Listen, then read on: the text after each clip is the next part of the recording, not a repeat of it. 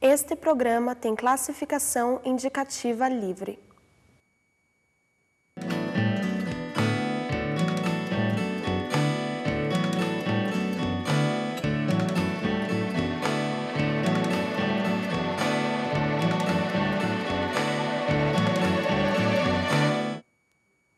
Olá! No programa anterior, nós conversamos sobre os instrumentos de política monetária. Hoje, o Trocando em Miúdos vai explicar como que essa conversa do governo diminuir as taxas de juros impacta no nosso orçamento familiar. Lembrando, os instrumentos de política monetária são a taxa de juros, que é a tal da taxa Selic, o depósito compulsório e o redesconto. Aí, o que vinha acontecendo já há bastante tempo? Se a taxa Selic, que é a taxa básica de juros, está caindo, todas as taxas deveriam cair proporcionalmente, a taxa no cartão de crédito, do cheque especial, dos empréstimos em geral. E não estavam caindo. Por quê? O dinheiro é um produto quase como outro produto qualquer. Se as pessoas, as empresas e o governo querem muito esse produto chamado dinheiro e tem pouco dinheiro na economia, o preço desse dinheiro sobe, que é a tal da taxa de juros. E aí é como se fosse o preço do fermento. Eu não vou falar do bolo de novo, não se preocupem, tá? Eu só vou usar alguns elementos lá do nosso bolo. Se todo mundo quer fermento, todo mundo se sujeita a pagar mais caro pelo fermento, o preço do fermento sobe. Juro, é a mesma coisa. Se todo mundo quer comprar, quer viajar, quer reformar a casa, quer comprar carro novo e tem pouco dinheiro, precisam de crédito para fazer tudo isso, ou seja, precisam de dinheiro, e aí o preço do dinheiro vai subir. Qual é o preço do dinheiro? A taxa de juros. Agora imagine que se eu tenho muitos produtores de fermento, a concorrência entre os produtores de fermento é grande e mesmo com o mercado aquecido, o preço do fermento não consegue subir muito. Agora, se nós tivermos poucos fabricantes de fermento, 2 ou 3, eles vão aproveitar que a demanda está aquecida e vão aumentar o preço do fermento. E não existe bolo sem fermento. Com o dinheiro é a mesma coisa. Só que é a mesma coisa, mas, claro, muito mais complexo. Vamos tentar entender essa complexidade do preço do dinheiro chamado taxa de juros. Primeiro, a gente tem poucos bancos, sabe? Aqueles grandes bancos. Então, os bancos, sabendo que todo mundo quer dinheiro, pessoas, empresas e o governo, podem cobrar preços mais altos por esse dinheiro e a taxa de juros é elevada. Além disso, antes das pessoas precisarem de dinheiro, o governo precisa de dinheiro. Por quê? Porque o governo tem uma dívida interna grande, então para refinanciar essa dívida, o governo toma dinheiro emprestado, praticamente todos os dias. De que forma? O governo emite papéis, os tais dos títulos públicos, e toma dinheiro emprestado. Fazendo uma parte aqui na nossa discussão de juros e custo do dinheiro. Se você tem dinheiro para aplicar, você pode emprestar para o governo, que é o tal do Tesouro Direto. A gente já conversou sobre o Tesouro Direto em programas anteriores. Agora, além de você, os bancos compram esses papéis do governo. Eles pegam o dinheiro deles, né, que eles estão intermediando, e compram papéis do governo. Como o governo paga taxa de juro alta, e são as maiores taxas de juros do mundo, por que o banco vai emprestar para as pessoas barato? Empresta caro para o governo e mais caro ainda para as empresas e mais caro ainda para as pessoas físicas, certo? É muito mais negócio para o banco emprestar para o governo, que é muito mais seguro, em quantidades muito maiores, do que ficar emprestando para o Zé, né? Lá, um pouquinho para o Zé, um pouquinho para a Maria, um pouquinho para a Felisbertina. Claro, ele empresta, só que ele cobra taxa alta. Daí vem o terceiro fator. Mas o governo, que é o grande tomador de crédito, ele baixou a taxa de juros, ele vem baixando a taxa Selic, né, lá nos seus instrumentos de política monetária. Então, por que a taxa de juro não baixa lá na ponta, lá no crédito consignado, no cheque especial, no cartão de crédito?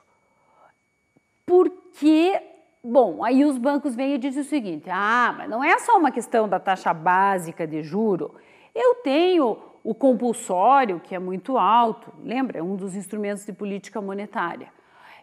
os impostos em cima das operações financeiras são muito altos, os nossos custos operacionais são altos, manter agências, funcionários, sites na internet, roubos e assaltos demandam altos investimentos em segurança.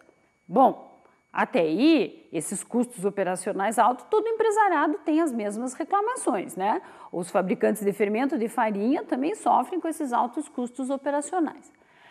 Mas aí o banco diz, não, mas isso é muito alto para nós, né? Bom, isso não convence muito. Mas os bancos têm um outro argumento que é mais consistente, que é a tal da inadimplência, que é bastante alta. Quando o Zé, o Epaminondas e o Arbrósio não pagam as suas parcelas do empréstimo, alguém vai ter que pagar por eles. Como assim? Eu, que estou pagando o meu empréstimo em dia, tenho que pagar por ele? Sim, indiretamente você paga. Por quê?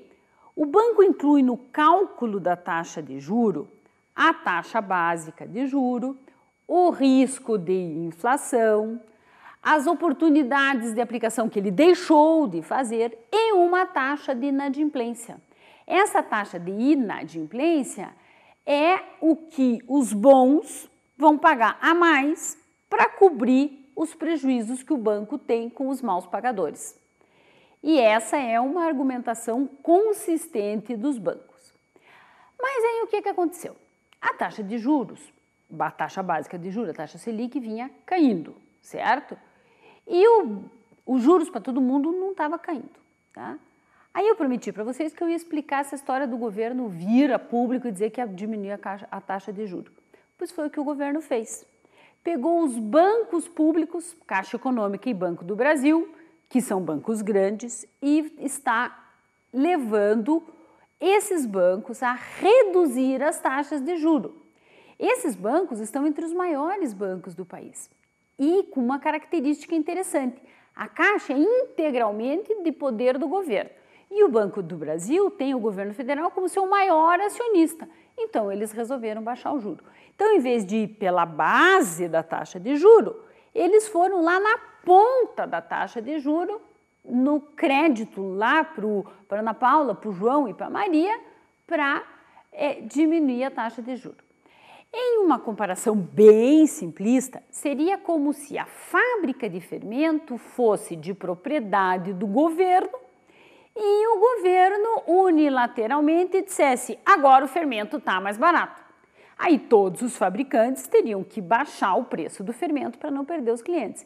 E essa é a estratégia do governo quando usa a Caixa Econômica e o Banco do Brasil para forçar os outros bancos a diminuir o juro. Claro que economistas e financistas que estão me ouvindo explicar essa política monetária e a taxa de juro, talvez fiquem um pouco ofendidos com essas minhas simplificações. Mas, às vezes, nem os alunos de economia, administração e contabilidade conseguem entender esses mecanismos de juro, inflação, inadimplência e sobe preço, cai preço. Então, como é que eu vou fazer o meu telespectador entender isso em 20 minutos? Só simplificando.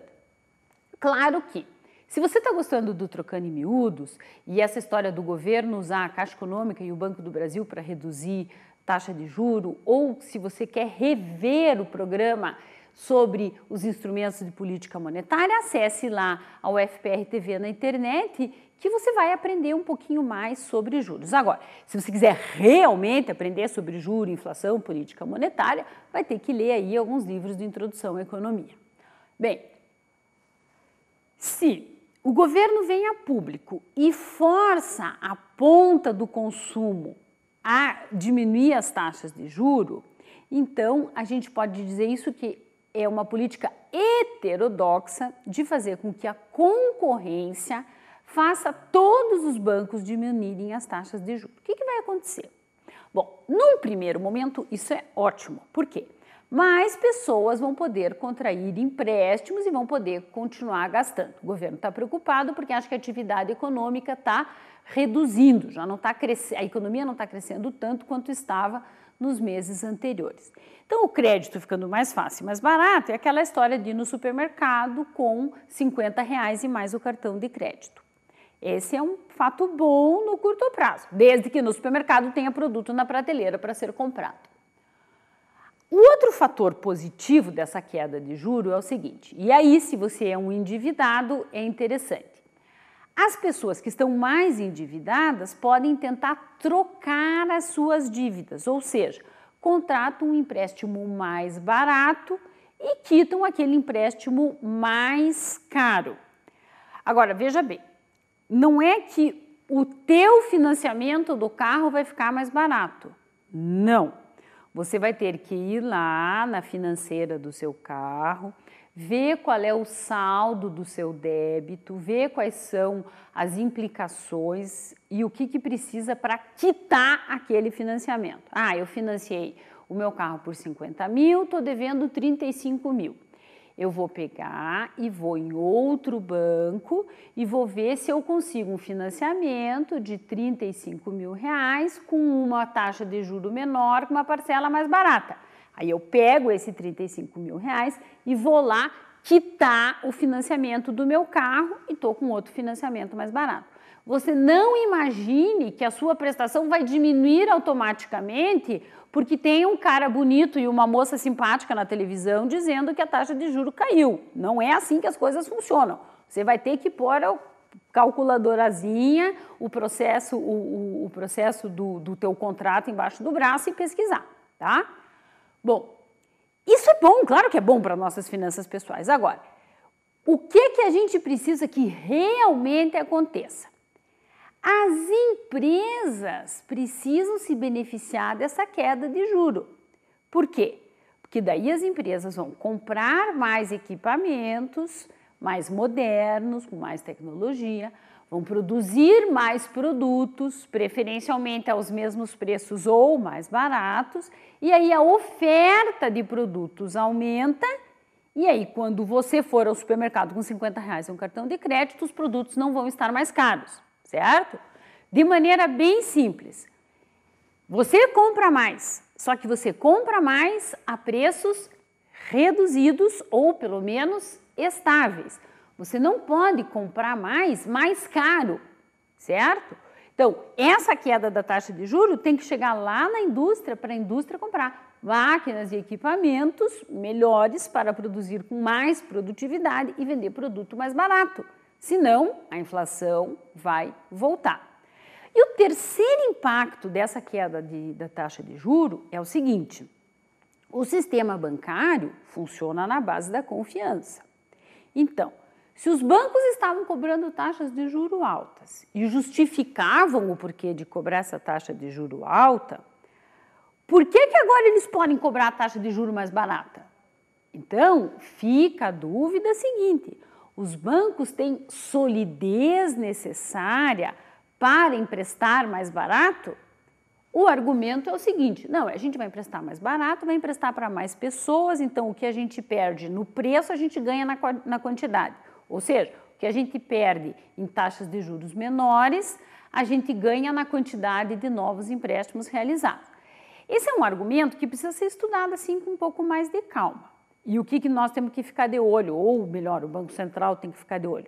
Na liquidez desses bancos. Então, vejam, a queda da taxa de juro que começou agora a partir de uma decisão do governo, é bom? É.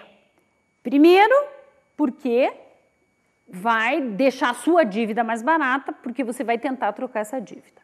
Segundo, porque mais pessoas vão contrair crédito. Terceiro, e aí fica importante, as empresas vão contratar crédito mais barato e vão produzir mais produtos e melhores produtos. E daí eu não tenho a tal da inflação de demanda. Mas aqui fica meu recado. Se você não entendeu nada do que eu falei hoje de taxa de juro, capte a seguinte mensagem: a sua taxa de juro do consignado não vai cair automaticamente. A sua taxa de juro do financiamento do carro não vai cair automaticamente. A sua taxa de juro do financiamento imobiliário não vai cair automaticamente. Você vai ter que ir lá, ver quanto é que você deve e tentar fazer uma outra operação financeira para diminuir essa taxa de juro, certo? Por isso, cuidado. Isso é bom, mas é como fazer uma receita nova de bolo. leia bem a receita antes de comprar os ingredientes. Fique rico, fique conosco.